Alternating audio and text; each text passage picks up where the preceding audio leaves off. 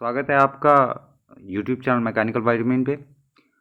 आज हम डिस्कस करेंगे मैनेजमेंट प्रिंसिपल एंड क्योंकि क्वालिटी को लेकर के काफ़ी कंसर्न्स आ रही थी and there were few question which were wrong और misplaced by me or by mistake I couldn't type it, whatever was the reason.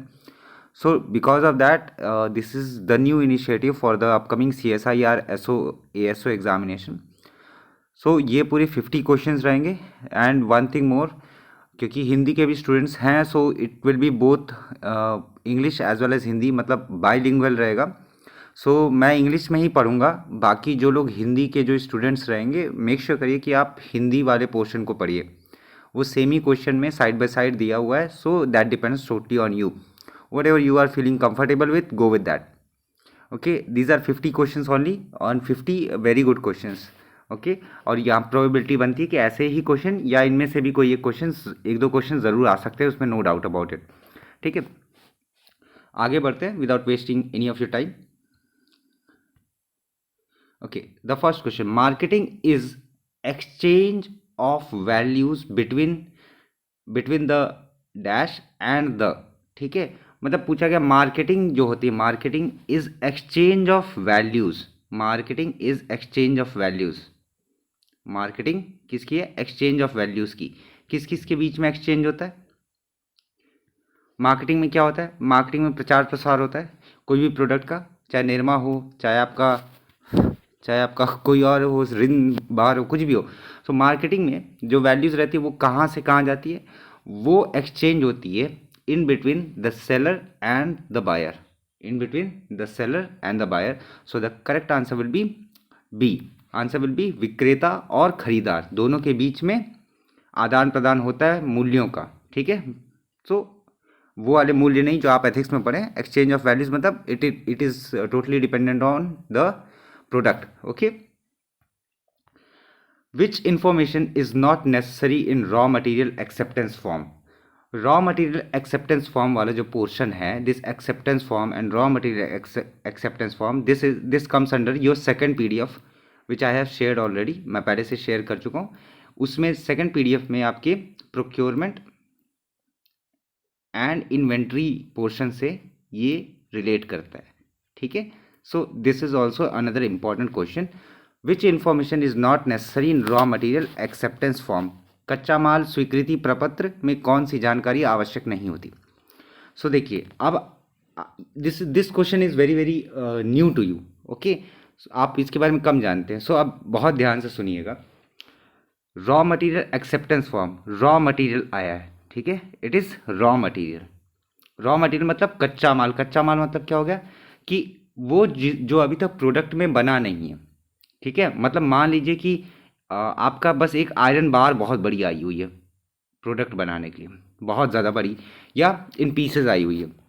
ठीक है, सो इनमें से कौन सा विच इज़ जो नॉट नेसेसरी है, नेसेसरी नहीं है, ठीक है, इंपॉर्टेंट नहीं है। सो ऑप्शंस में देखिए, क्वांटिटी, कोई सामग्री नहीं, कोई उनमें से मटेरियल का कोई आवश्यकता ही नहीं, cycle time, inspected by. Not necessary, अब कुछ लोग कहेंगे not necessary means none of material. No, that is not true. None of material का जो रिलेशन है वो मैं तब बताऊंगा जब मैं वापस से इसको, जो सेकंड PDF था उसको जब मैं डील करूंगा तब। So this won't be the correct answer. मैं पहले ही बता दूं, मैं इसको सेकंड PDF वाले जो लेक्चर रहेगा उसमें मैं इस चीज़ को डील करूंगा, why none of the material is there. ठीक है, साइकिल टाइम, साइकिल टाइम मतलब from the initial phase to the final phase. But ये कब होता है cycle time? Mainly basically deal होता है आपका प्रोडक्ट इनिशियल फेज पे एंड देन फाइनल स्टेज पे।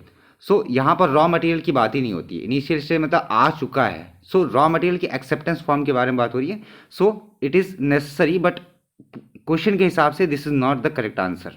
क्वेश्चन क्या है? Not necessary. नॉट नेसेसरी मतलब समझ रहे हैं, इट इज़ नॉट नेसेसरी, आवश्यक नहीं है। So none of material, it is necessary but अभी के लिए क्रॉस, क्योंकि नॉट बोला गया है। Cycle time, it is necessary but not. Inspected by, बिल्कुल this is valid but question के हिसाब से देखेंगे so it is not. So the correct answer will be quantity. Quantity is not necessary in raw material acceptance form. याद रखिएगा इस चीज़ को, ये जब मैं प्रोक्योरमेंट और इन्वेंट्री वाला जो टॉपिक है वो जब डील करूँगा तब मैं इसको एक्सप्लेन भी कर दूंगा अच्छे से। लेकिन अभी फ़िलहाल के लिए आप इतना ही याद रखिए कि इन्फॉर्मेशन कौन सा नेसेसरी नहीं रहता रॉ मटेरियल के एक्सेप्टेंस फॉर्म के लिए, that is quantity. While allotting work to workers what information is not important. Question हमेशा ध्यान से पढ़िएगा, जहाँ कहीं भी नॉट लिखा हो वहाँ पर आपको ज़्यादा एम्फोसिस देने की ज़रूरत है, ठीक है। अब आप क्या कर रहे हैं, वाइल अलॉटिंग वर्क, आप वर्क अलॉट कर रहे हैं वर्कर्स को, कौन सी इंफॉर्मेशन इंपॉर्टेंट नहीं है। आप क्या अलॉट कर रहे हैं, वर्क, किसको, वर्कर को, ध्यान में रखिएगा, ठीक है। सो कौन सा चीज़ इंपॉर्टेंट नहीं है, आप काम किसको देंगे, आप एज अ मैनेजर काम किसको देंगे, जिसको वो काम आता है, जिसको वो काम आता है, या जिसका उसमें स्पेशलाइजेशन होगा, या उसका जिसमें स्किल्स डेवलपमेंट होगी। सो बिल्कुल आप इसमें क्या पूछा गया, नॉट पूछा गया। सो स्पेशलिटीज़ आप उसको देंगे जिसके पास स्पेशलिटीज़ हो, जिसके पास क्षमता हो, एबिलिटी हो, ठीक है, जिसके पास स्किल्स हो, बिल्कुल। But qualification doesn't comes under this particular category. क्यों, क्योंकि इन लोगों को हायर ही किया गया होगा on the basis of qualification. So qualification pre stage में है, on this particular stage it won't be important factor, ठीक है। So the correct answer for this particular question is your qualification, okay. In planning, this is your statement number 1. Rescheduling must not be avoided. If needed, do rescheduling. वापस से this rescheduling portion is of your second PDF only, comes under your inventory, comes under your inventory process, ठीक है। So rescheduling must not be avoided. If needed, do rescheduling. Rescheduling मतलब जैसे कि word describe कर रहा है, rescheduling मतलब क्या हो गया, रीशेड्यूलिंग मतलब चीज़ों को वापस से रीशेड्यूल करना, मतलब वापस से इनिशियल फेज पर ले जाना, ठीक है। या जैसे कि कोई माल अगर आने वाला हो सो उसको थोड़ा सा वो कर लेना, मतलब कि बाद में आए, ऐसा करके। जैसे अगर आज आप कोई कॉन्सेप्ट पूरा नहीं कर पा रहे तो उसको आप क्या करते हैं, टाल देते हैं, रीशेड्यूल करके उसको काम करते हैं, ठीक है। सो रीशेड्यूलिंग जो होता है, एक सेकंड दीजिएगा, यस, रीशेड्यूलिंग जो होता है, जहाँ पर बात किसकी की जाती है, डेज की बारे में बात होगी, टाइम पीरियड के बारे में बात होगी, याद रखिएगा टाइम पीरियड के बारे में बात होगी, ठीक है।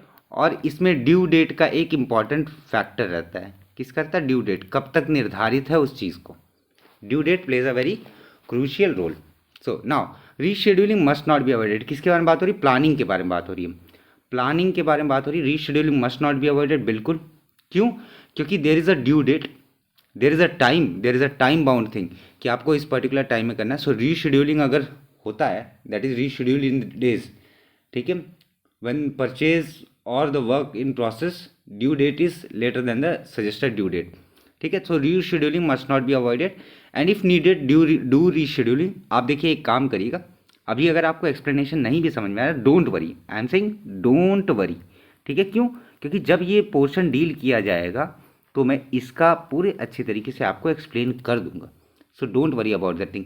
अगर फिर भी आपको अगर जानकारी चाहिए, ठीक है, सो कुछ नहीं करना है आपको, रीशेड्यूलिंग अगर आप गूगल पे सर्च कर लेंगे यू विल गेट इट, ठीक है। कुछ लोग कहते हैं आधी अधूरी मैं इन्फॉर्मेशन देता हूँ, आधी अधूरी इन्फॉर्मेशन मैं कुछ क्वेश्चंस में ज़रूर देता हूँ। क्यों, क्योंकि जितना ज़्यादा आप खुद सर्च करेंगे ना, you will remember more, you will remember more. अब अगर हर एक चीज़ मैं अगर एक्सप्लेन करने लगूँ, it will be just like spoon feeding, okay. So for this, yes, rescheduling must not be avoided and if needed do rescheduling. Both statement are correct, both statement are correct. So the question number 4 का answer क्या है, question number 4 का answer है both correct, C, both correct, C. While selecting machines, what kind of information is not necessary to, ठीक है। जब आप machine को सेलेक्ट करते हैं तो उसमें कौन सी चीज़ ऐसी है जो कि important, what kind of information is not necessary, किसको कर रहे हैं आप, सिलेक्शन ऑफ मशीन को कर रहे हैं, ठीक है, सेलेक्टिंग मशीन। अब देखिए जब भी कभी आपको कोई एक पर्टिकुलर काम करना है, आपको एक पर्टिकुलर काम करना है, सो आप उसके लिए क्या चूज़ करेंगे, मशीन्स चूज़ करेंगे। अब डिपेंड करता है कि आपके पास कितना काम है, ठीक है, काम कितना बड़ा है। तो जब जितना ज़्यादा बड़ा काम होगा उतनी ज़्यादा मशीनों की रिक्वायरमेंट होगी, उतना ज़्यादा साइकिल टाइम लगेगा और उतना ही ज़्यादा उस पर ऑपरेशन करने पड़ेंगे। ऑपरेशन मतलब क्या हो गया, स्टेप बाय स्टेप प्रोसेस, मतलब पहले पहले ड्रिल करना या पहले उसको चिपटा करना, फैलाना या लंबा करना, कोई सा भी प्रोसेस जो आपके फाइनल प्रोडक्ट को बनाता है उसमें काफ़ी सारे आपके ऑपरेशन रिक्वायरमेंट रहती है, ठीक है। लेकिन उस वक्त में जब आप मशीन्स को सेलेक्ट कर रहे हैं सो वहाँ पर मेंटेनेंस स्टैंडर्ड का कोई काम नहीं होगा। किसकी बात हो रही है, मानक स्टैंडर्ड का कोई काम नहीं होता, मेंटेनेंस स्टैंडर्ड का कोई काम नहीं होता। सो it is not necessary, so not necessary में क्या, maintenance standard, this is not necessary. है तो ठीक है, नहीं है तो कोई बात नहीं, क्योंकि अभी आपके दिमाग में क्या रहेगा, कितनी कुल मिला करके कितनी मशीनें हैं, how many machines are there, what is your cycle time, cycle time कितना, साइकिल मतलब इनिशियल से लेकर के फाइनल तक का। अभी इतना याद रखिए, बेसिक रखिए अपने आप को, जितना आप स्मूथ रखेंगे उतना ज़्यादा अच्छा रहेगा आप लोगों के लिए। ऑपरेशन रिक्वायर्ड, ऑपरेशन रिक्वायर्ड किस किस तरीके का प्रोसेस होगा, ठीक है। 6th question, means dash means forecasting and pre planning with reference to finance. किसके बारे में बात हो रही है, फोरकास्टिंग के बारे में बात हो रही है। फोरकास्टिंग मतलब देखिए यहाँ पर भी क्या लिखा है हिंदी में, पूर्वानुमान। मतलब आपके पास अभी डिमांड आ रही है, मान लीजिए 100 पेन्स की डिमांड आ रही है, ठीक है, एक पर्टिकुलर मंथ में आपके पास 100 पेन्स की डिमांड आ रही है। आप पहले से इस चीज़ को निर्धारित कर लेंगे। आपके पास डेटा क्या है, this is for month 1, for month 2 आपके पास 90 पेन्स की आई, फॉर मंथ 3 आपके पास 110 पेन्स की रिक्वायरमेंट आई, अगर आप पेन कंपनी है आप लोगों की तो, ठीक है। फॉर दिस पर्टिकुलर आपके पास डिमांड का पहले से डेटा अवेलेबल है, कितनी कितनी डिमांड आई है। इन डेटा को यूज़ करके आप पूर्वानुमान लगाते हैं, फोरकास्ट करने की कोशिश करते हैं कि कितना आपका अगले महीने में डिमांड आएगी, ठीक है, अगले महीने में आपकी क्या डिमांड आएगी। एंड प्री प्लानिंग, पहले से प्लान करना, विथ रेफरेंस टू फाइनेंस, किसके बारे में बात हो रही है, विथ रेफरेंस टू फाइनेंस। अब देखिए क्वेश्चन को अगर इतना डिटेल में नहीं भी पढ़ते तो किसके बारे में बात हो रही है, फाइनेंस के बारे में बात हो रही है। इस finance is linked with inspection, no. इस finance is linked with control, no. इस finance is linked with audit, no. Somewhat related but पूरी तरीके से नहीं, but finance is totally related with budget. But question के हिसाब से अगर पूरा क्वेश्चन पढ़ेंगे, budget means forecasting and pre planning with reference to finance, क्योंकि उसी के बेसिस पे पैसा नहीं रहेगा तो क्या आप कुछ कर पाओगे। वैसे ही मामला रहता है कि आपके पास पहले एक निर्धारित बजट होना चाहिए जिसके हिसाब से आप अपने प्लान को इम्प्लीमेंट कर पाए, ठीक है, ओके। ज़्यादा एक्सप्लेनेशन की मुझे नहीं लगता कि ज़रूरत है, बट हाँ अगर आपको लगता है कि इसमें ज़्यादा एक्सप्लेनेशन की ज़रूरत है, make sure to comment it down. Next, machine load chart is not doing this. Machine load chart क्या नहीं कर रहा है, देखते हैं। Check the feasibility of production program, assist the efficient planning, training of operators, fixing of reliable delivery promises, fixing of reliable delivery promises। अब देखिए किसके बारे में बात हो रही है, machine load chart, machine load chart. अब मशीन लोड चार्ट क्या होता है, मशीन लोड चार्ट वो चार्ट होता है जहाँ पर मशीन्स के बारे में इंफॉर्मेशन होती है। मशीन्स के इंफॉर्मेशन में मतलब मान लीजिए आपका मशीन ए है, मशीन बी है, मशीन सी है, ठीक है। इस मशीन पर एक दिन में मान लीजिए 100 पेन बनते हैं, इस मशीन पर एक दिन में मान लीजिए 90 पेन बनते हैं, इस मशीन पे मान लीजिए 110 पेन बनते हैं। ऐसे ही करके आपके पास हर इंटरवल के लिए, हर पर्टिकुलर टाइम के लिए अलग अलग मशीन पे कितना लोड पड़ रहा है, लोड मतलब कितना उसके ऊपर काम आ रहा है, उसका एक चार्ट रहता है, that is called as machine load chart, ठीक है। अब मशीन लोड चार्ट इनमें से कौन सा नहीं कर रहा है, कौन सा नहीं कर रहा है। तो मशीन लोड चार्ट अगर देखेंगे, feasibility of production programs, production के जो प्रोग्राम्स हैं, ठीक है। असिस्ट द एफिशिएंट प्लानिंग, बढ़िया तरीके से planning, training of operators, operator को प्रशिक्षण, fixing of reliable delivery promises. अब देखिए बहुत ध्यान से सुनिए, मशीन क्या करेगा, आपके प्रोडक्ट को बनाएगा। अब अगर प्रोडक्ट को बनाएगा वैसी ही डिलीवरी जाएगी। Means machine load chart is somewhat related with reliable delivery promises. Then machine is related with your efficient planning, जितना ज़्यादा अच्छी तरीके से आप प्लान करेंगे या जितना ज़्यादा अच्छी तरीके से आपकी मशीन्स वर्क करेंगी उसी के हिसाब से आपका एफिशिएंट प्लानिंग को शो करेगा कि एक मशीन बहुत अच्छे से काम करती है और बहुत कम समय में बहुत ज़्यादा प्रोडक्ट बना देती है। सो उसके लिए आपको देखना पड़ेगा किस मशीन पर कितना लोड पड़ रहा है, किस मशीन पर कितना कितना वो टाइम कंज्यूम कर रहा है। सो आपको ये चीज़ बैलेंस आउट करनी पड़ेगी। ये बैलेंस आउट करने की वजह से that is called as your efficient planning. Proper planning हो जाएगी उसकी वजह से, and then delivery will be much more smoother. ठीक है। Check the feasibility of production program, कितने अच्छी तरीके से प्रोडक्शन प्रोग्राम्स को इम्प्लीमेंट किया गया। सो मतलब क्या होगा, मशीन लोड चार्ट के बारे में बात है। It is not related with not doing this training of operator. Training of operator का काम मशीन लोड चार्ट का नहीं है। ठीक है, ऑब्वियस सी बात है। ट्रेनिंग ऑफ ऑपरेटर्स कौन करेगा? ह्यूमन रिसोर्स वाले करेंगे या वहाँ के जो ट्रेनिंग इंचार्ज रहेंगे वो करेंगे।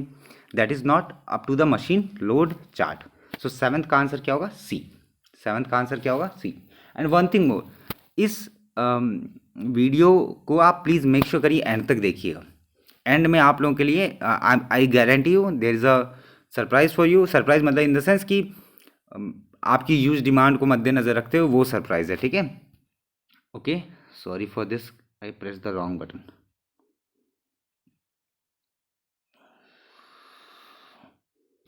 I don't want to. Okay, sorry. Yeah, it is recording.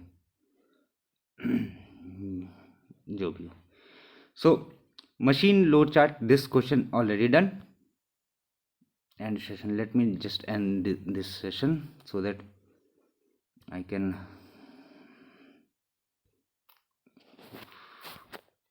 Yeah. Okay. So who plans capacity of machine? Capacity of machine. कुछ लोग कैपेसिटी बोलते हैं, कुछ लोग कैपेसिटी बोलते हैं, जो बोलना बोलिए। Who plan capacity of machine. ठीक है, तो मशीन की क्षमता को कौन प्लान करता है? ठीक है, योजना कौन बनाता है? तो अब देखिए, मशीन की कैपेसिटी मतलब वापस से मशीन लोड चार्ट से रिलेटेड। सो मतलब मशीन की कैपेसिटी कितनी है कि वो कितना कर सकता है। सो उसका जो प्लान रहता है वो कौन करता है? सो देखिए, ऑपरेटर क्या ये प्लानिंग करेगा? नहीं। ऑपरेटर का काम क्या है? केवल और केवल जो काम उसको दिया गया है उस काम को वो कर दे। ऑपरेटर का काम केवल इतना रहता है। क्या सीईओ उठ करके आकर के बताएगा कि भैया कैपेसिटी ऑफ मशीन क्या है? नहीं। क्यों? क्योंकि भैया सीईओ जो होता है वो कौन सा होता है? टॉप लेवल मैनेजर होता है। उसने बस पॉलिसीज बनाई और उसको डाउनवर्ड मिडिल मैनेजर के पास भेज दिया। और मिडिल मैनेजर किसके पास भेजता है? फर्स्ट लेवल मैनेजर के पास भेजता है। और ये फर्स्ट लेवल मैनेजर किसको भेजता है? वर्कर को भेजता है। सो क्या सीईओ आएगा? नहीं, सीईओ नहीं आएगा। ठीक है, ऑपरेटर नहीं आएगा। क्वालिटी इंस्पेक्टर का मशीन से अभी कोई काम नहीं, उसका फाइनल प्रोडक्ट से काम होता है। फाइनल प्रोडक्ट से मतलब होता है। ठीक है, so the correct answer will be supervisor. Okay, this is concept in manpower planning. Concept in manpower planning, matching needs of customer with business, matching quality with sorry यहाँ पर spelling mistake है, quality with quantity, matching human needs with job need, matching human needs with job needs and none of the above. Manpower planning मतलब क्या हो गया? किस तरीके से आप मैन को यूज़ कर पा रहे हैं अपने प्लान को इम्प्लीमेंट करने के लिए, ऐसे कर सकते हैं। ठीक है, कितना आपके पास जैसे कि कोई शादी ब्याह है, अगर आपके साथ में ज़्यादा दोस्त यार रहेंगे तो शादी का जो पूरा फंक्शन रहता है वो अच्छे से कंडक्ट हो जाता है। वही मैन पावर प्लानिंग हो जाती है कि तुम जाओ, तुम सब्जी लेकर के आओगे, तुम जाओगे, तुम टेंट वाले को देखोगे। That is man power planning. जो भी आपके पास वर्कर्स हैं उनको आप अच्छी तरीके से डायरेक्ट कर सकते हैं। So matching needs of customer with business. ठीक है, then matching quality with quantity, matching human needs with job needs. So अभी बस इतना देखिए, मैन पावर प्लानिंग में क्या होगा? मैन पावर प्लानिंग में आपका होगा कि ह्यूमन नीड्स और जॉब नीड्स को कैसे मैचअप किया जा सकता है, कैसे मैचअप किया जा सकता है। ठीक है, correct answer will be C. तो अगर इसको समझना भी है तो इस तरीके से समझ सकते हैं कि मैन पावर प्लानिंग में आपके पास काफ़ी सारे वर्कर्स हैं। ठीक है, इन वर्कर्स को आप कोई ना कोई काम देंगे प्रॉपर तरीके से। ठीक है, डिपेंडिंग अपॉन व्हाट, आपके दिमाग में क्या है कि कस्टमर की डिमांड कितनी है, कस्टमर की डिमांड कितनी है। डिमांड कितनी है, उसके हिसाब से आप इसको डायरेक्ट करेंगे। So human needs with the job needs, job क्या चाहता है कि इतना पर्टिकुलर प्रोडक्ट बने, ह्यूमन की नीड क्या है कि उसको इतना प्रोडक्ट मिल जाए। So that is man power planning. Proper तरीके से आप अगर इन लोगों के फंक्शंस को या इन लोगों की एबिलिटीज़ को या स्पेशलाइजेशन को अगर ढंग से यूज़ करेंगे, so human needs with the job needs हो जाएगा, वो चीज़ कवर अप हो जाएगी, मैच हो जाएगी। क्वालिटी विथ क्वांटिटी के बारे में बात ही नहीं है। क्यों? क्योंकि यहाँ पर हम लोग किसकी बात करें, मैन पावर की बात करें, वहाँ पर क्वालिटी क्वांटिटी वाली बात नहीं आएगी। क्योंकि जब पहले से आपके पास जो, आपको पता है कि आपके पास जो वर्कर्स हैं, they are qualified, they have that basic standard, they have that abilities, but different abilities, obvious सी बात है। सो क्वालिटी क्वांटिटी की वहाँ पर बात आएगी ही नहीं। So for this particular question the correct answer will be C. Discipline starts from, this is a very important question, this is a very important question. ठीक है, ये आ सकता है, ठीक है, ये आने की पॉसिबिलिटी भी है। So discipline starts from top to bottom, bottom to top, from middle, all around.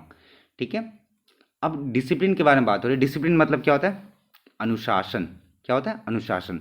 अनुशासन कहाँ से आता है, ठीक है, आप बेसिक चीज़ से समझिए, आप रिलेट करिए तो ताकि आपको लंबे समय तक याद रहे और आपको रटने की जरूरत ना पड़े। ऑप्शन आप देख पा रहे होंगे स्क्रीन पर, top to bottom, bottom to top, from middle and all around.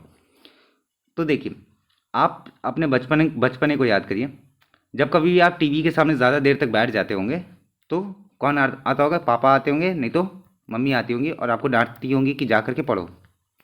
Obvious सी बात है, ठीक है, आपको इतना टाइम देना ही है पढ़ने में, तभी तुमको खेलने जाने देंगे, है कि नहीं है। आपको सुबह इतने बजे उठना ही है, तभी आज जाकर के आप स्कूल पहुंच पाएंगे, तभी जाकर के आपको स्कूल, मतलब आपको स्कूल जाना ही है तो इतने बजे तो उठना ही है, मतलब इस तरीके से। ये सब चीज़ें क्या होती है, ये सब आपके अंदर डिसिप्लिन पैदा करती हैं, अनुशासन पैदा करती हैं। ठीक है, अभी मैं रिलेट करता हूँ क्वेश्चन से। सिमिलरली आपको अनुशासन में लाने के लिए आपके पेरेंट्स वर्क करते हैं, वैसे ही जो डिसिप्लिन होता है वो स्टार्ट कहाँ से होगा, ऊपर से होता है। ऊपर से मतलब टॉप से। So it will be from top to bottom, मतलब सीईओ के लेवल से शुरू होगा and it will be up to the worker, up to the worker. So it will be from top to bottom. Which statement is wrong, आप देख पा रहे होंगे हिंदी में लिखा हुआ है। सो जो लोग हिंदी के स्टूडेंट हैं प्लीज अपना हिंदी में आप पढ़ सकते हैं। Authority can not be delegated, ठीक है, authority is the power to act and higher the post, higher is the authority, authority is right to command. इसमें से कौन सा स्टेटमेंट गलत है, कौन सा स्टेटमेंट गलत है, ठीक है, एक बार इस क्वेश्चन को देखिए।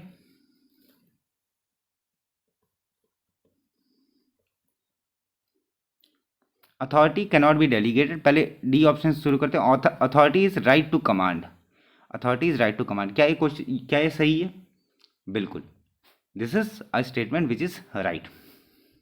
Okay, next, hire the post, hire the post, hire the authority, obvious सी बात है, उतना ही ज़्यादा अथॉरिटी रहेगी और उतनी ही ज़्यादा रिस्पॉन्सिबिलिटी रहेगी और उतना ही ज़्यादा पावर रहता है। जिसका जितना ज़्यादा पोस्ट ज़्यादा रहता है उसकी अथॉरिटी उतनी ज़्यादा रहती है। ठीक है, अब डिस्ट्रिक्ट मजिस्ट्रेट डीएम से ज़्यादा पावर किसकी रहेगी, वहाँ के नेता की रहेगी, ऑब्वियस सी बात है। सो जितना ज़्यादा अच्छा बड़ा पोस्ट होता है उतना ही क्या आपका होता है, अथॉरिटी होती है। Authority is power to act, obvious सी बात है, आपके पास उतनी फ्रीडम रहेगी। लेट अस सपोज आप डिस्ट्रिक्ट मजिस्ट्रेट बन जाते हैं, ठीक है, लेट अस सपोज डीएम बन जाते हैं, डीएम बन जाते हैं तो मतलब क्या होगा, आपके पास एक पूरे जिले का रहेगा, ठीक है, और आपके पास क्या रहेगा, पावर, आप कोई भी एक कदम उठा सकते हैं, पावर टू एक्ट। ठीक है, authority cannot be delegated, authority cannot be delegated, it is a very very wrong statement, authority cannot be delegated. अब डेलीगेटेड का मतलब क्या होता है, डेलीगेटेड का मतलब होता है it is just like to to authorize someone to do something as a representative, as a representative, यही काम होता ही है अथॉरिटी का। देखा जाए तो किसी को आप रिप्रेजेंट करने के लिए करते हैं कि ये रेस्पॉन्सिबल पर्सन है, ठीक है, इंटरेस्ट अनदर पर्सन, ठीक है, इस तरीके से authority can not be delegated. ये जो कैन नॉट वर्ड है ना, this is wrong, this is wrong, it should be authority can be delegated. Okay, meaning of dash is the right to command, right to command, ठीक है, right to command, stability, authority, scalar chain, initiative, right to command. अब command कौन देगा, command कौन देगा, जिसके पास क्या होगा, जिसके पास पावर होगा, है ना, जिसके पास पावर होगा वही कमांड दे पाएगा। सो स्केलर चेन के बारे में तो कोई है ही नहीं। Meaning of this is the right to command. Scalar chain का कोई मतलब ही नहीं है, ठीक है। स्टेबिलिटी का इनसे कोई मतलब ही नहीं है। इनिशिएटिव मतलब का भी कोई मतलब नहीं है, लेकिन अथॉरिटी का पूरी तरीके से है। So authority deals with, meaning of authority is nothing but right to command, the person who has the power. Following is not the principle of management. Following is not the principle of management. Centralization, authority, decentralization, spirit the corps. अब आपको पता होना चाहिए, ये चीज़ें काफ़ी बार deal हो चुकी हैं, लेकिन जितनी ज़्यादा बार आप देखेंगे आपको चीज़ें उतनी ज़्यादा याद रहेंगी। थोड़ा सा क्वेश्चन हल्का सा हट करके, following is not the principal of management. इनमें से कौन सा प्रिंसिपल ऑफ मैनेजमेंट नहीं है? कौन सा प्रिंसिपल ऑफ मैनेजमेंट नहीं है? सेंट्रलाइजेशन है, अथॉरिटी है, डिसेंट्रलाइजेशन नहीं है। डिसेंट्रलाइजेशन नहीं है। It is part of management but it is not the principal of management. It is not the principal of management, ठीक है। Position, designation, seniority defines. Position, designation and seniority defines what? अब ये बहुत आसान question है। Designation है, seniority है, position है, तो क्या डिफाइन करेगा? अथॉरिटी को डिफाइन करेगा। What is the second side of coin of authority? Authority का सिक्के का दूसरा पहलू कौन सा होता है? पोजीशन। जैसे अथॉरिटी है, आपको अथॉरिटी मिल गई, ठीक है, तो क्या आप एकदम मस्त तरीके से घूमेंगे कि आपके पास पावर आ गई बढ़िया तरीके से? So power, responsibility, remuneration. So कई लोग क्या करेंगे, सेकेंड साइड के बारे में पूछा गया है, they will tick power, they will tick power. Don't do this, don't do this, ये अगर टिक करेंगे नेगेटिव मार्किंग श्योर है, तो ये मत टिक करिएगा। क्यों? क्योंकि इसमें क्या पूछा गया, not the first side. First side तो आपको दिखेगा कि बंदा बहुत ज़्यादा पावरफुल है। आपके घर में अपने पापा को देखेंगे तो पापा को देख करके क्या मोटिवेशन मिलता है ना, कि he is the powerful person, he is the main incharge of this particular family. But on the other side of your father, he has that particular responsibility to bear. So other side of the coin के बारे में बात करेंगे authority का, that is your responsibility. With great power comes great responsibility. So coin of authority में पहला अगर side power है, so the second side will be your responsibility. ठीक है, स्पाइडरमैन को याद रखिएगा। so याद रहेगा ये वाला question. Management is methodology, social science, team activity, all are correct. Obvious सी बात है, it is a methodology. Method ही तो है, किस तरीके से सही कर सकते हैं, प्लानिंग किस तरीके से करना चाहिए, एग्जीक्यूशन किस तरीके से करना चाहिए। So this is a methodology. Next, social science, सामाजिक विज्ञान, yes, to understand the behaviour of a particular person and in order how he you can motivate them. Motivation के बारे में मैंने आप लोगों को पढ़ाया था। मोटिवेशन वगैरह किस में आता है? जनरली आपके सोशल साइंस में आएगा। टीम एक्टिविटी, टीम एफर्ट आता ही है मैनेजमेंट के अंदर में, ठीक है। So correct answer for this particular question will be all are correct. Management is not, 17th का, management is not an economic resource, a system of authority, a class और elite, all are wrong. So management इनमें से क्या नहीं है? System of authority है, बिल्कुल है। क्लास और एलिट क्या ये है? अब कुछ लोग जो होंगे वो पक्का ये मार करके आएंगे कि क्लास और elite, a system of authority पूरी तरीके से मैनेजमेंट इसको भी नहीं कह सकते। अब इसको मे बी में रखिए, ज़्यादा सही रहेगा कन्फ्यूजन अवॉइड करने के लिए। अब इसको मे बी में रखिए। अ क्लास ऑफ और एलिट, केवल और केवल एलिट वर्ग नहीं काम करते हैं ना इसमें, केवल सीईओ नहीं वर्क करते मैनेजमेंट में, मैनेजमेंट में वर्कर्स भी होते हैं, ठीक है। So this statement is not, ठीक है, ये भी एक गलत स्टेटमेंट है। Next, economic resource, economic resource मतलब केवल और केवल एक रिसोर्स है, संसाधन है जिसको केवल और केवल यूज़ किया जा सकता है, मतलब जस्ट पैसा कमाने टाइप का वैसा। सो इकोनॉमिक रिसोर्स पूरी तरीके से कहना क्या सही होगा? नहीं सही नहीं होगा। सो देखेंगे, सिस्टम ऑफ अथॉरिटी ही नहीं है केवल और केवल मैनेजमेंट में पूरी तरीके से अगर मैनेजमेंट को क्लासिफाई करेंगे। So can you say that management is a system of authority? No, that doesn't come under totally कि पूरी तरीके से सिस्टम ऑफ अथॉरिटी है। So management is not, all are wrong. इसमें सारे स्टेटमेंट जो दे रखे हैं वो सारे के सारे क्या हैं? गलत हैं। सारे के सारे स्टेटमेंट गलत हैं। Okay, management is getting the things done by others. अब मुझसे किसी ने कहा था कि जो स्टेटमेंट है वो स्टेटमेंट मैं लेकर के आऊँ, बट क्या होता है ना कि ऐसे स्टेटमेंट जब क्वेश्चन वाइज करेंगे तो आपको ज़्यादा आएगा, लेकिन अगर मैं एक शीट पे लिखूँ तो it will take a lot of time. And one thing more, I am a working professional. Okay, I am a working professional. So after my job and all, उसके बाद ही मैं आप लोगों की हेल्प कर पाता हूँ. So the reason behind this starting of this particular YouTube is just to help out students. ठीक है, because I were in your shoes itself, मैं था आप लोगों के जगह पर. I can understand whatever the phase you are going through. That's why I created this particular YouTube channel. So I try my level best to deliver whatever I can. But ऐसे एक एक करके देना थोड़ा मुश्किल हो पाएगा. मैं कोशिश करूँगा, मैं बस यही कह सकता हूँ. ठीक है, management is getting the things done by others. औरों से काम कराने को ही मैनेजमेंट कहते हैं. ये कहना किसका था? Is said by whom? Mary Parker.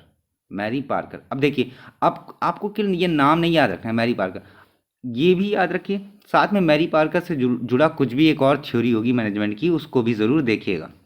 ठीक है, उसको भी ज़रूर देखिएगा. अगर मैरी पार्कर की याद है तो कमेंट करिएगा. ठीक है, पर याद रखिए अभी फिलहाल इस पर्टिकुलर क्वेश्चन के लिए management is getting things done by others was said by Mary Parker. Now this Adam Smith, Taylor, Maslow and Henri Fayol. Hierarchy economy. आपको मैच द फॉलोइंग करना है: principle of management, scientific management. अब देखिए, मैं आपको पहले कुछ चीज़ clear कर दूं. एडम स्मिथ का नाम आप लोगों ने पहली बार सुना होगा. एडम स्मिथ ने बहुत पहले एक थ्योरी प्रेजेंट किया था, that is called as invisible hand. That is called as invisible hand. दो तरीके की थ्योरी फेमस थी मार्केट में. One was your socialist, another one was your Adam Smith का आपका इनविजिबल हैंड. ठीक है, इनविजिबल हैंड अभी के लिए. ठीक, या आप कह सकते हैं कम्युनिस्ट भी कह सकते हैं, या पर अभी उतना उस डिटेल में नहीं जाएंगे. मैं आपको एडम स्मिथ का बस थोड़ा सिग्निफिकेंस बता दे रहा हूँ. ऐसा ज़रूरी नहीं कि एग्जाम में है, बट आप लोगों को पता होना चाहिए. That's why I am explaining. Socialist में क्या होता है कि जो भी सेक्टर्स रहेंगे that should be govern by government only. ठीक है, एंड जो इनविजिबल हैंड का कॉन्सेप्ट था, वहाँ पर क्या था कि गवर्नमेंट का कोई भी इंटरफेरेंस ना रहे. ठीक है, रेगुलेट करने के लिए कोई भी ना रहे. क्वालिटी कम ना हो, मनचाही रकम ना वसूली जाए लोगों से, क्योंकि गवर्नमेंट का तो कुछ है नहीं कि गवर्नमेंट इम्पोज करेगी कि तुमको ये पर्टिकुलर प्रोडक्ट 10 रुपये में ही बेचना है. गवर्नमेंट का जब कोई रोल रहेगा ही नहीं, तो ऐसे केसेस में प्रोडक्ट के जो मार्केट जो प्राइस है, उस प्राइस को फ्लक्चुएशन को कौन रोकता है? इनविजिबल हैंड रोकता है. इनविजिबल हैंड कैसे रोकता है? उस वक्त के केस में जहाँ पर गवर्नमेंट का कोई भी पोर्शन नहीं रहेगा, वहाँ पर काफ़ी सारी इंडस्ट्रीज अपने आप बन करके खड़ी हो जाएंगी. And similar industry will also grow. Similar industry के चलते क्या होगा कि if one company will make a particular product, then other company will also make the particular product. So दोनों के बीच में क्या होगा? एक कंपटीशन छिड़ा रहेगा. कंपटीशन की वजह से ज़्यादा प्राइस इंक्रीज होने के चांसेस कम हो जाते हैं. सो एडम स्मिथ का पूरा योगदान कहाँ रहता है? इनविजिबल हैंड में मैक्सिमम जो है. And this is nothing but related with your economics. की शुरुआत में जो बेसिक्स ऑफ इकोनॉमी है, जो आपका पहला टॉपिक भी है इसमें, what is economy and what is economics. मैंने आपको इकोनॉमी के बारे में बताया था. To match up the needs with the demand, that is economy. So उसी में आपका एडम स्मिथ का आता है. So that is your economics. मैंने कुछ दिन पहले मैंने एक नोट शेयर किया था इकोनॉमिक्स का. That was hand written notes. If you will go to that particular PDF, you will find that second page, on the second page itself आपको एडम स्मिथ का नाम दिख जाएगा. आप वहाँ से भी ये चीज़ पढ़ सकते हैं. So this is your economics. Taylor का पहले ही आपको पता है, KFW टेलर का कहाँ पर योगदान रहा. टेलर कौन थे? Scientific management. Fayol was the principal of management. ठीक है, मैस्लो, देन हायरार्की. क्योंकि पहला मैच हो जा रहा है, दूसरा भी मैच हो जा रहा है, एंड चौथा भी मैच हो जा रहा है. So the correct answer will be A. The correct answer will be A. Principles of management is the contribution of. Principles of management is the contribution of किसका? प्रिंसिपल्स ऑफ मैनेजमेंट का. Principle of management कौन थे? 14 principles थे. And it was given by Fayol. Below are mention stages of evolution in management which is not correct, which is not correct. Stages of evolution in management, इसमें से कौन सा सही नहीं है इवोल्यूशन में? बिगिनिंग ऑफ मैनेजमेंट, ठीक है, war management concept, pre war management concept, NOTA मतलब क्या होगा, नन ऑफ दी अबव। इसका हिंदी में मैंने नहीं लिखा, इनमें से कोई भी नहीं, यही होगा, सो मैं उसको नहीं लिखा हूँ। नोटा मतलब हो गया नन ऑफ दी अबव, ठीक है। सो इवोल्यूशन ऑफ मैनेजमेंट में कौन सा विच इज नॉट करेक्ट, कौन सा सही नहीं है? सो इवोल्यूशन का अगर कॉन्सेप्ट देखेंगे, इवोल्यूशन मतलब क्या, पहले बंदर थे फिर धीरे धीरे करके आदमी बने, दैट इज इवोल्यूशन, चेंज होना, ठीक है, विकास के चरण, ठीक है। तो विकास के चरण मतलब पहले मैनेजमेंट कैसा था, फिर मैनेजमेंट कैसा था, फिर मैनेजमेंट कैसा था। सो जो आपका वॉर के वक्त का जो मैनेजमेंट था, that is not the war management concept जो इंक्लूड होता है आपके स्टेजेस ऑफ एवोल्यूशन में। याद रखिएगा इस चीज़ को, स्टेजेस ऑफ एवोल्यूशन में वॉर मैनेजमेंट कॉन्सेप्ट को इंक्लूड नहीं किया जाता, बिगनिंग को किया जाता है। Pre war management concept use होता है क्योंकि एक बार युद्ध शुरू हो गया तो उसमें मैनेजमेंट करना बहुत ज़्यादा मुश्किल हो जाता है। सो ऐसे ही करके आप याद रख सकते हैं, war management concept is not used in the evolution of the management. So this is not correct. So the correct answer for this particular question will be B. Okay. Reputation is built in concern with profitability, customer orientation, viability. अब that this is a very simple question. Correct answer will be viability. Viability, व्यवहारिता, व्यवहार, behavior, that depends on that. ठीक है। Out of the mention below which is not the output of management, output of management कौन सा नहीं है, output of management desired result, बिल्कुल management चाहेगी, मैंने स्टार्टिंग के लेक्चर में बताया था, रिक्वायरमेंट ये है, आप बनना ये चाहते हैं, इस गैप को ब्रिज करना है, सो डिजायर्ड रिजल्ट तक पहुंचने के लिए क्या करते हैं, मैनेजमेंट करते हैं, this is desired result is correct, ठीक है। नॉट द आउटपुट पूछा गया। गोल अचीवमेंट, ये गोल है आपका, अचीव करना है बिल्कुल। Status in the market, market में आपको अच्छी पकड़ बनानी है, ठीक है, स्थिति बढ़िया करनी है। बट टेक्नोलॉजी कहाँ से आउटपुट हो जाएगा, technology can not be the output of management, है ना, टेक्नोलॉजी कहाँ से हो पाएगा। So for this particular question answer will be C. First step in planning.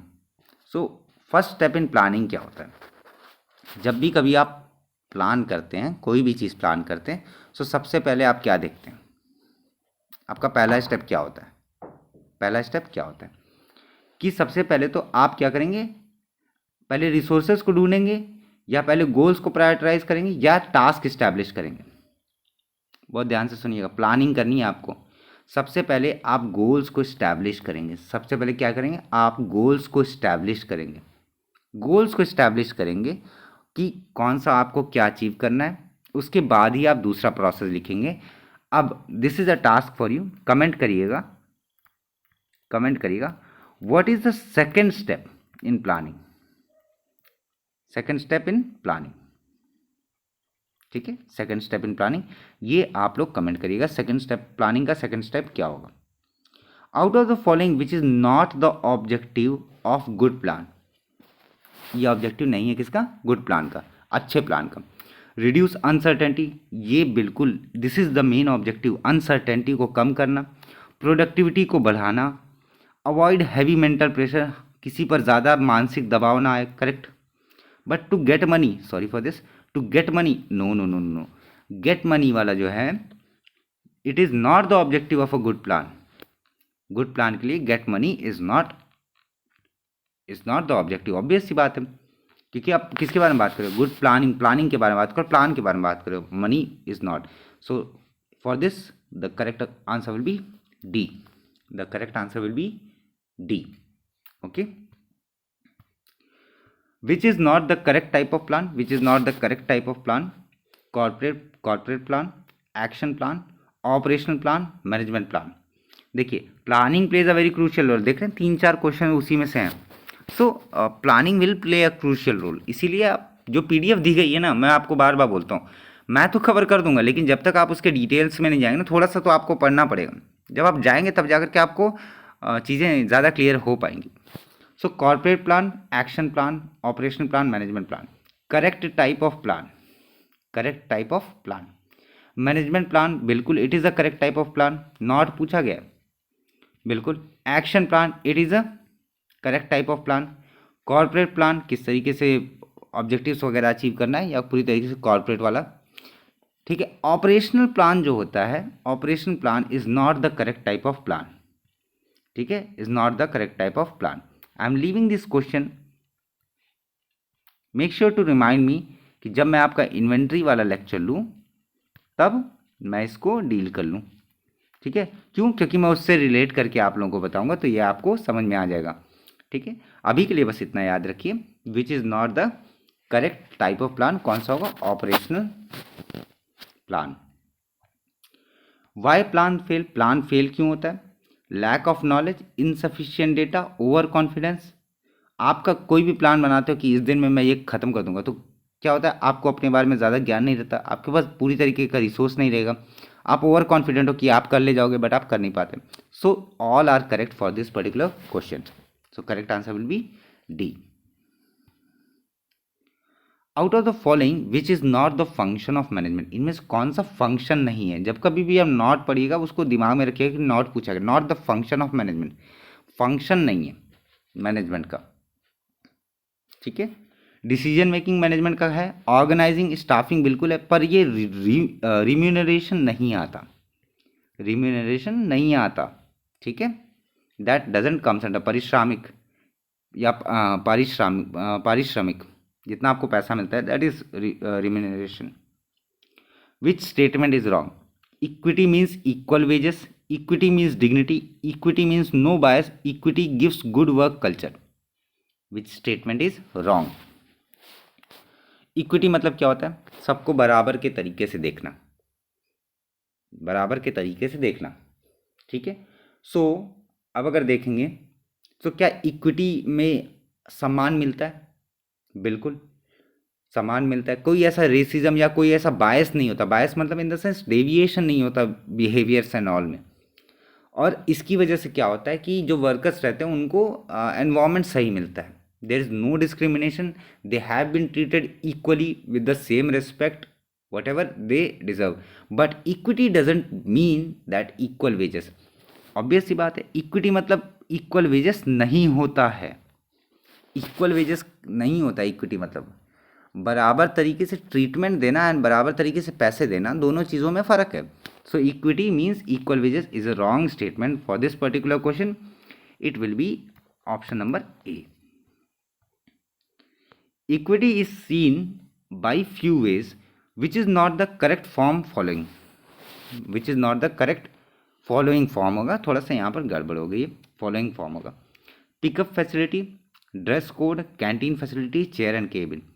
Now equity is seen by few ways, किस तरीके से इक्विटी को देखा जा सकता है, ठीक है। इक्विटी को कुछ ही तरीकों से देखा जा सकता है, निम्नलिखित में से कौन सा सही फॉर्म नहीं है? नॉट द करेक्ट फॉर्म, ठीक है। Pickup facility, dress code, canteen facility and chair and cabin, ठीक है।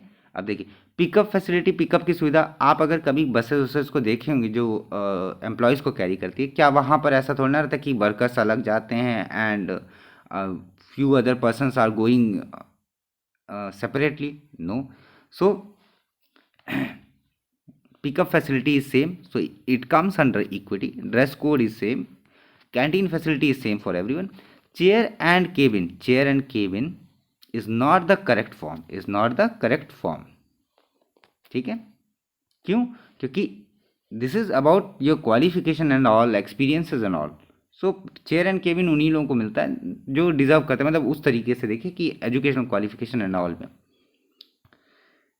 Concentration in work is possible by, concentration in work is possible, concentration in work, ये देखिए अपने पढ़ाई को लेकर के ये आप दिमाग में रख सकते हैं। Concentration in work is achieve by authority, कोई आपको डांट करके बैठाएगा कि देखो ऐसे ये काम करो, दिमाग लगा करके काम करो, can you do it with full concentration? No.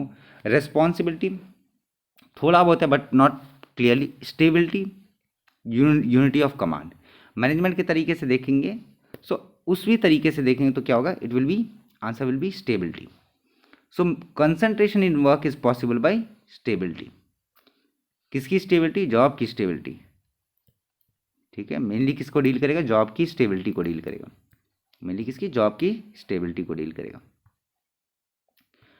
Next, due to unity of direction, दिशा की एकता, deviation from the defined path is prevented. Yes, unity of direction मतलब सब लोग एक दिशा की ओर देख रहे हैं, सब लोग एक दिशा की ओर देख रहे हैं, मतलब आपके घर वाले, आपके भाई बहन, आपके सब लोग देख रहे हैं कि आपका सिलेक्शन हो जाए, that is unity of direction. ठीक है, deviation from defined path is prevented, आप कहीं और कोई और रास्ते पर नहीं चले जाएंगे, उसको प्रिवेंट करता है। Correct. Work is divided, authority is delegated, teams are formed. ठीक है, so due to unity of direction, correct answer for this particular question will be deviation from the defined path is prevented. इनमें से कौन सा statement गलत है? Which statement is wrong? In team work there is more contribution from many, talent of each member cannot be used, team work creates good work culture, big task is easier due to team work. Last statement को अगर देखेंगे, बड़ा काम आसानी के साथ हो सकता है कब? जब टीम वर्क हो। क्या ये स्टेटमेंट सही है? हाँ, ये स्टेटमेंट सही है। ऑब्वियस सी बात है, ये चीज़ें आप अपने लाइफ एक्सपीरियंसेस से भी देखे होंगे। Team work creates good work culture, team work create good work culture, बिल्कुल। क्यों? क्योंकि आपसी सहयोग की वजह से क्या होता है? एक अच्छा माहौल पैदा हो जाता है जहाँ पर आप अच्छी तरीके से काम कर सकें। क्लियर।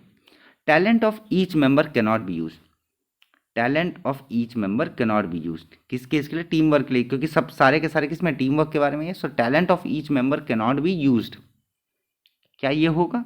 अभी इसको छोड़ते हैं, ऊपर चलते हैं। In team work there is more contribution from many, हर एक से ज़्यादा कंट्रीब्यूशन मिलता है, अधिक योगदान मिलता है। टीम वर्क में कई लोगों का योगदान अधिक होता है। सो this is a statement true. कुछ लोग ज़्यादा काम करते हैं, कुछ लोग कम करते हैं, लेकिन सबका ऑन एन एवरेज सेम रहता है। टीम वर्क जब कभी भी होगा, क्या वहाँ पर कोई भी ऐसा रहेगा जहाँ पर जिसका टैलेंट को यूटिलाइज नहीं किया गया हो? कैन नॉट बी यूज, नहीं नहीं। ठीक है, आप शादी ब्याह अभी अगर सोच लिए, शादी वादी के टाइम में क्या होता है कि कोई अगर कुछ काम नहीं भी कर रहा है, वो भी कुछ काम कर रहा होता है। ठीक है, उसके पास भी कुछ अपना टैलेंट रहता है, वो दौड़ भाग कर सकता है, वो सामान ले आ सकता है, उसको गाड़ी चलाना आता है, वो कुछ कुछ ना कुछ वो करेगा। सो दैट इज, उसका भी कोई ना कोई टैलेंट यूटिलाइज जरूर हो सकता है। So talent of each member cannot be used is a very wrong statement. It can be used. Okay, to start with enthusiasm is called, enthusiasm मतलब क्या? उत्साह के साथ शुरुआत करने को क्या कहते हैं? Initiative, dynamism, leadership, management. ठीक है, अब कंफ्यूजन देखिए, लीडरशिप और मैनेजमेंट में तो नहीं आएगा। उत्साह के साथ शुरुआत, ये इनिशिएटिव हो सकता है या डायनामिज्म आ सकता है। So correct answer will be your initiative. Okay, so answer will be your A. Answer will be your A. Out of the following, which is not correct advantage of division of work? Division of work का correct advantage कौन सा नहीं है? Extra pressure of work on very few is reduced. Monopoly in skills by few is reduced. Quality of work gets reduced. Quality of work gets reduced. ठीक है, क्या बोला गया? Advantages of, not the correct advantage of division of work, not the correct advantage मतलब ये advantage सही नहीं है। Quality of work, division of work में क्या होगा? डिवीजन ऑफ वर्क में आप अपने काम को डिवाइड कर देना है कि तुम ये करोगे, अपने दूसरे वर्क को कहा आपने ये किया, आप ये करोगे, 3 आपने डिवाइड कर दिया। सो इसकी वजह से आप काम उसको ही दोगे जो उस काम के काबिल होगा, है ना, जिसके पास एबिलिटीज़ होगी, स्पेशलिटीज़ होगी, उसी को आप ये वाला काम सौंपेंगे। ठीक है, सो ऑब्वियस सी बात है, जब आप जिसको जो काम दे रहे हैं, डिवाइड कर रहे हैं, सो क्या वहाँ पर क्वालिटी को खतरा हो सकता है? नहीं। So quality of work get reduced will not be, क्या पूछे? Not the correct advantage, not the correct advantage. So it will be C, it will be C. when many functions are controlled by a central authority, by a central authority, एक centre पर है, उसके बाद क्या है? वही पूरा का पूरा बहुत सारे फंक्शंस को कंट्रोल कर रहा है, बहुत सारे फंक्शंस को कंट्रोल कर रहा है। So that is called authority, management, discipline और centralisation. It is called as centralisation. एक सेकंड, यस, एक सेकंड दीजिएगा।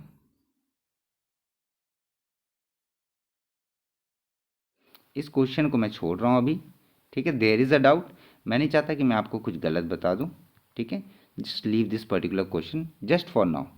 अभी के लिए इस क्वेश्चन को छोड़ दीजिए, या तो छोड़िए, हाँ अभी के लिए छोड़ दीजिए। जब आप ये लेक्चर पूरा देख लें सो कमेंट करिएगा 36, ठीक है। सो तब मैं इसका आंसर आपको एकदम एक्यूरेटली बता दूंगा, या नेक्स्ट वीडियो में मैं इसको क्लियर कर दूंगा। थोड़ा सा भी जहाँ कहीं मुझे डाउट लगे, I won't give you any answer for this particular question, क्योंकि it can cause confusion, okay. Which statement is wrong? Discipline has no excuse, organisation needs discipline, discipline starts from bottom to top, discipline leads to loss of control. Obvious सी बात है, हमने deal किया था discipline कहाँ से शुरू होगा, top to bottom, not bottom to top. So C will be the correct answer. Wrong पूछा गया, रॉन्ग कौन सा, बॉटम टू टॉप। इनमें से कौन सा स्टेटमेंट गलत है, रॉन्ग है। Controls are concentrated at the centre, many functions are controlled by a central authority, centralisation gives power in hand of centre, centralisation considers local level issues always, local level issues always. Centralisation मतलब हर एक चीज़ें एक centre से ही हैं। So obvious सी बात है, कंट्रोल्स हमेशा कहाँ पर रहेंगे, सेंटर के पास रहेंगे। कई सारे फंक्शंस की जिम्मेदारी सेंट्रल के पास रहेंगे। साथ में क्या होता है कि इससे पावर जो रहेगी सेंटर की वो क्या होगी, बढ़ जाएगी, लेकिन उसकी वो कभी भी लोकल लेवल इशूज से डील नहीं करता। सेंट्रलाइजेशन लोकल लेवल इशू से डील नहीं करता। सो this is your wrong statement. Correct answer will be D. Correct answer will be your D.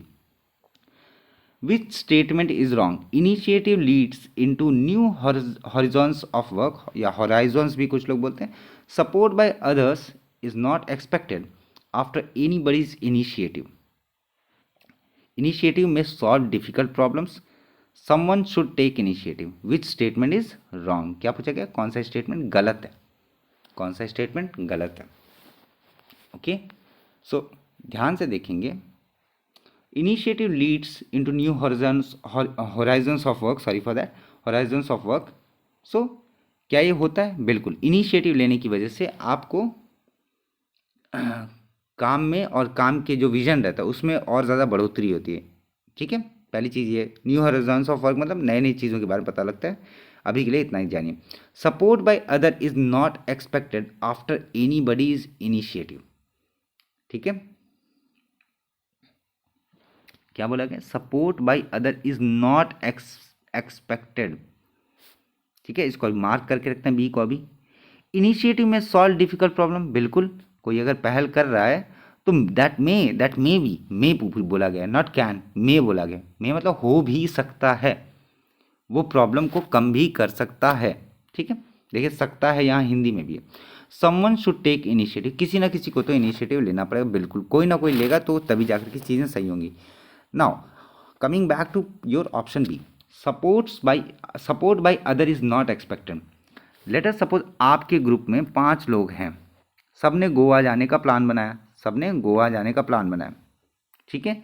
तो आप चाहोगे क्या कि सब लोग भैया गोवा जाने का प्लान पर बोले यस, ऐसा तो है नहीं कि आप चाहेंगे कि कोई इंसान क्या बोले, नो बोले, ठीक है। So support by other is not expected after anybody's initiative. नहीं नहीं नहीं, हमेशा क्या होता है, कोई भी इनिशिएटिव किया, आपने कहा गोवा चलना है, सो आपका हमेशा ये रहेगा कि सारे के सारे जो भी आपके दोस्त रहे हैं वो सब के सब क्या करें कि सपोर्ट दिखाएं उस डिसीजन को। So support by other is expected, but यहाँ पर नॉट लिखा है एंड पूछा क्या गया, wrong statement. So the correct answer for this particular question will be B, okay.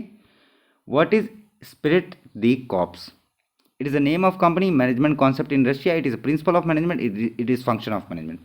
अब देखिए रशिया वाला कभी हम लोग ने डील नहीं किया, नेम ऑफ द कंपनी हो नहीं सकता। हमारे पास कन्फ्यूजन कहाँ पर आएगा, मैक्सिमम बच्चों को आउट ऑफ 100 क्वेश्चन से 85 बच्चों को कहाँ पर कन्फ्यूजन आएगा, फंक्शन ऑफ मैनेजमेंट है या प्रिंसिपल ऑफ मैनेजमेंट है।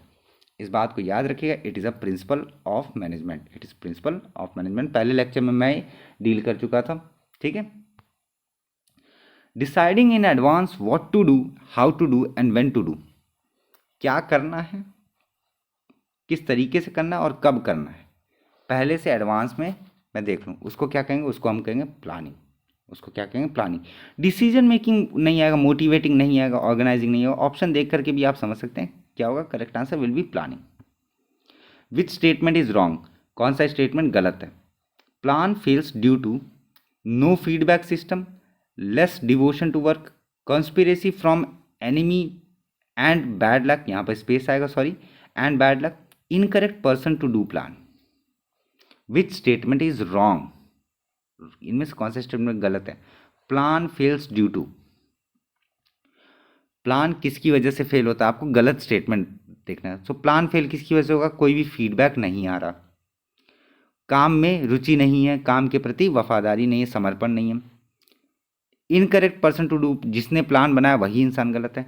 Conspiracy from enemy and bad luck वगैरह कुछ बातें नहीं होती हैं। सो for this it is a wrong statement, इसके लिए आंसर क्या होगा, सी। ओके, वापस से, विच statement is wrong. Proper planning helps in motivating, planning reduces risk, planning is thinking after failures, planning improves the process. बड़े आराम से पढ़ेंगे तब भी आपको आंसर मिल जाएगा। Proper planning helps in motivating, सही बात है, मोटिवेट करता रहेगा, रिस्क को रिड्यूस कर देगा, और क्या, प्रोसेस को इंप्रूव कर देगा। लेकिन फेलियर के बाद planning is not thinking, planning is not thinking after failures, है ना, वो फेलियर से बचने के लिए पहले ही चीज़ें सोच करके रखता है, that is planning. Okay, following are mentioned few duties which is not the duty of management: to keep stability, to motivate staff, to reduce wastage, to do manufacturing। किसकी, few duties which is not duty of management, किसकी बात हो रही है, duty of management की बारे में बात हो रही है। स्थिरता बनाए रखना क्या मैनेजर का काम होगा, बिल्कुल होगा, yes it is yes. Motivate staff, yes कि देखो तुम्हें काम करना है, तुम अच्छा काम कर रहे हो। टू डू मैन्युफैक्चरिंग, तभी प्रोडक्ट बनेगा। टू रिड्यूस वेस्टेज, ये कभी ऐसे बात नहीं होती है, to reduce wastage, so it is not the duty of management. C will be your correct answer, C will be your correct answer for this particular question. Okay, next, when there is no management then what will not happen, अगर कोई management रहेगा ही नहीं तो क्या नहीं होगा, what will not happen. Overlapping of duty, अगर management नहीं है तो क्या ओवरलैपिंग ऑफ ड्यूटीज नहीं होगी, होगी। क्या पूछा गया कि अगर मैनेजमेंट नहीं है, जब मैनेजमेंट ही नहीं तो क्या नहीं होगा, जब मैनेजमेंट ही नहीं तो क्या नहीं होगा, ठीक है। तो मैनेजमेंट नहीं रहेगा तो क्या ओवरलैपिंग ऑफ ड्यूटी होगी, बिल्कुल होगी। वेस्टेज ऑफ रिसोर्स होंगे। पुअर फंक्शनिंग ऑफ है, sorry for the typing mistake, of executive. Mature work culture, अगर मैनेजमेंट नहीं है तो क्या मैच्योर वर्क कल्चर होगा, नहीं हो पाएगा, नहीं हो पाएगा। लेकिन अगर मैनेजमेंट नहीं है तो ड्यूटी ओवरलैप करेगी, रिसोर्सेज की, संसाधनों की बर्बादी होगी, साथ में क्या होगा, एग्जीक्यूटिव का पुअर फंक्शन रहेगा, क्योंकि उनको पता ही नहीं होगा, उनको डायरेक्शन ही नहीं मिलेगा। सो मैनेजमेंट अगर नहीं रहेगा तो पर पुअर फंक्शनिंग ऑफ एग्जीक्यूटिव होगा। So for this particular question जो पूछा गया क्वेश्चन के हिसाब से, that answer will be your D, answer will be D. Management is there from after 1700, after 1800, after 1900 and historical period. सो मैनेजमेंट आप लोगों को पता होना चाहिए, that is coming from historical period itself. क्यों, क्योंकि आप अगर देखे होंगे इजिप्ट पिरामिड देखे होंगे, ठीक है, इजिप्ट पिरामिड देखे होंगे, okay, even you would have seen the Mohenjodaro, ठीक है, और you would have seen Harappa civilisation, आपने देखा नहीं बट आपने पढ़ा है बिल्कुल। सो आपको खुद पता होना चाहिए कि वहाँ पर भी मैनेजमेंट है, क्योंकि मैनेजमेंट अगर नहीं होता, सो प्रॉपर प्लानिंग अगर नहीं होती, सो business, trade, each and every aspect will get, जो क्राफ्ट, आर्ट एंड क्राफ्ट वगैरह जो होते हैं, सो वो पूरी तरीके से प्रभावित होता। So management is there from historical period itself. Okay, below are mention stages और evolution in management which is not correct. The beginning of management, the war management concept, the pre war management concept, management theory in post war era. ठीक है, मैंने बताया था war management evolution में नहीं आता है, ये दूसरी तरीके से क्वेश्चन पूछा गया है, but yes answer will B war management concept. McGregor has contribution इन, अब देखिए बहुत ध्यान से इस चीज़ को सुनिएगा, मुझसे किसी ने पूछा भी था, मैंने उनसे कहा था कि मैं नेक्स्ट लेक्चर में इस चीज़ को डील करूंगा, but I didn't do it, sorry for that. But हाँ, इस क्वेश्चन के ज़रिए मैं इस थ्योरी को भी कवर करूंगा। तो मैकग्रेगर ने एक थ्योरी दिया था, वो था आपका मोटिवेशन थ्योरी। मोटिवेशन थ्योरी में मैंने इसको नहीं कवर किया था, अगर वो जिन्होंने भी कमेंट किया था अगर वो देख रहे हैं सो इसको बहुत ध्यान से सुनिएगा। मोटिवेशन थ्योरी को प्रोपागेट किया था। मोटिवेशन थ्योरी क्या थी ग्रेगर की? It was theory X and theory Y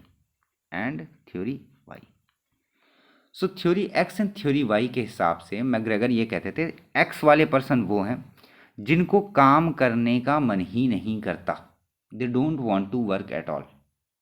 ठीक है, उनको क्या काम करने का, एक्स कौन है? जिनको काम करने का मन नहीं करेगा, काम करने का मन नहीं है। ठीक है, they don't want to work, वो चाहते ही नहीं कोई काम करना, इस तरीके के। ठीक है, वाई वाले वो पोर्शन है, वाई वाले वो लोग हैं जो काम करना चाहते हैं, जो कर सकते हैं, करना चाहते हैं। बात समझे? एक्स वाले कौन है? एक्स वाले वो लोग हैं जो लोग काम नहीं करना चाहते, and why are the people who wants to work. Okay, ऐसे ही अभी क्लासीफाई रखें। तो एक चीज़ और बहुत ध्यान से सुनिएगा, आप अथॉरिटी या पावर किस पर लगाओगे? वो इंसान जो काम करना चाहता है या वो इंसान जो काम नहीं करना चाहता है? अथॉरिटी आप किस पर लगाओगे? वो इंसान जो काम नहीं करना चाहता है या वो इंसान जो काम करना चाहता है? आप उस पर लगाओगे जो आपका काम नहीं करना चाहता है ना? सो एक्स वाले जो पोर्शन रहते हैं वहीं पर अथॉरिटी का पोर्शन ज़्यादा आता है, अथॉरिटी का पोर्शन ज़्यादा आता है। बात समझ में आई? वहीं पर अथॉरिटी का पोर्शन क्या ज़्यादा आता है, इस बात को समझे? सो मतलब क्या हो गया कि जब अथॉरिटी वाला पोर्शन ज़्यादा हो जाएगा तो इसकी वजह से क्या होता है कि उनको फोर्स करना पड़ता है ताकि वो काम करें, उनको फोर्स करना पड़ता है ताकि वो काम करें। ठीक है, वाई वाले पोर्शन को जो पहले से, अब जैसे कि आपके भाई बहन हैं, आप बहुत पढ़ते हैं, आपका भाई थोड़ा सा भी नहीं पढ़ता, आप बहुत ज़्यादा पढ़ते हैं। सो मम्मी पापा सबसे ज़्यादा डांट किसको लगाएंगे? आपको लगाएंगे, आपके भाई को लगाएंगे, उसी इंसान को लगाएंगे जो पढ़ना नहीं चाहता है। वैसे ही अथॉरिटी उसी पर जाएगी जो काम नहीं करना चाहता है, उस पर नहीं जाएगी जो काम करना चाहता है। बात समझे? इस बात को याद रखिएगा, this is an important. So McGregor has contribution in the theory of X and Y, in the theory of X and Y. I hope जिन्होंने भी ये पूछा था वहाँ उनका ये चीज़ क्लियर हो गया होगा, थ्योरी एक्स एंड वाई क्या था। Now following is not the principal of management, following is not the principal of management: initiative, scalar chain, staffing, responsibility. Now this question is for you to comment it down, for you to comment it down. Not the principle of management, not the principle of management, याद रखिएगा। Which is important factor in deciding structure of an organization? Structure किस तरीके का होना चाहिए वो कौन निर्धारित करेगा? वो करेगा type of product, specialisation, functions, या इनमें से सभी। सिंपल सी बात है। स्ट्रक्चर मतलब क्या होगा? टॉप लेवल पे कौन होंगे, मिडिल लेवल पे कौन होंगे, उसके बाद फर्स्ट लेवल पे कौन होंगे, वर्कर्स कैसे होंगे, कहाँ पर होंगे, ये चीज़ें कौन निर्धारित करता है? ये निर्धारित करता है क्या? फंक्शंस को। फंक्शंस की वजह से ये चीज़ें डिटरमाइन होती हैं कि किसका क्या कैसा काम रहेगा। मिडिल लेवल मैनेजर का काम क्या रहेगा, फर्स्ट लेवल का काम क्या रहेगा, ऊपर लेवल का काम क्या रहेगा। फंक्शंस उनके कार्य के हिसाब से चीज़ें क्लासीफाई होती हैं। That is your deciding structure of organization, deciding structure of our organization. Okay, so that's it was your 50th question. okay, जहाँ पर मैंने आपको 2 question I think so homework दिए हैं, ठीक है, या कमेंट करने को दिए हैं। एक क्वेश्चन मैंने उसको छोड़ा है, ठीक है। Please make sure to remind me कि मैं इस क्वेश्चन को डील करूँ, या तो मैं आपको कमेंट में एक्सप्लेन कर दूँ या फिर मैं नेक्स्ट वीडियो में लेकर के आऊँ, ठीक है। मैं इस बार जो भी है that is very very plain, it is very very good, and it is much more authenticated, as well as this is the most which I can go, this is my limit, ऐसे करके आप सोच सकते हैं। Okay, so if you have really like this particular video, please make sure to like this particular video. अगर आपको पसंद आया तो प्लीज़ एक लाइक बटन ही तो प्रेस करना है, ठीक है, या टाइप ही तो करना है, and share it with your friends and family. अगर आप मेरे चैनल से नए जुड़ रहे हैं so please make sure to subscribe it, ठीक है। So that's it for today, thank you so much for watching. हाँ, जो मैंने बोला था कि लास्ट में जो सरप्राइज़ है, that is I will upload this particular PDF, okay, with answer की, but but after like I will be uploading at the evening portion. ठीक है, क्यों? क्योंकि ये पूरे के पूरे लेक्चर में मैंने बहुत सारी चीज़ें समझाई हैं। आप केवल आंसर की देख करके आप टिक मार करके रट्टा मारोगे, वो टेंडेंसी हो जाती है ह्यूमंस की। सो मैं अभी तुरंत नहीं दूंगा, मैं प्रिपेयर करके रखा हूँ। This is the whole PDF, ये PPT है, PDF मैं प्रिपेयर करके रखा हूँ with answer key. You can see the answer, okay, there is answer key वगैरह सब प्रिपेयर करके मैं आप लोगों के लिए रखा हूँ। बट ये मैं कब अपलोड करूँगा? शाम को, ताकि एक बार आप चीज़ें देख लें, समझ लें, उसके बाद जब आप रिवीजन करेंगे तो आपका रिवीजन भी हो जाएगा और आपके कॉन्सेप्ट में क्लैरिटी भी आ जाएगी। Okay, so that's it. Okay, thank you so much for watching. Have a very good day, have a very happy preparation, and in case of any doubt, please make sure to email me, or you can comment on this particular video. And sorry for lashing out today, but that was just a crossing of line, so I, बर्दाश्त नहीं होता कई बार. Okay, so whatever the reason was there, leave it. And thank you so much for having your support and giving me lots of love and care. Thank you so much, and have a very happy preparation. Jai Hind, Jai Bharat. कोई और doubt रहे, please make sure to comment it down. Okay, thank you.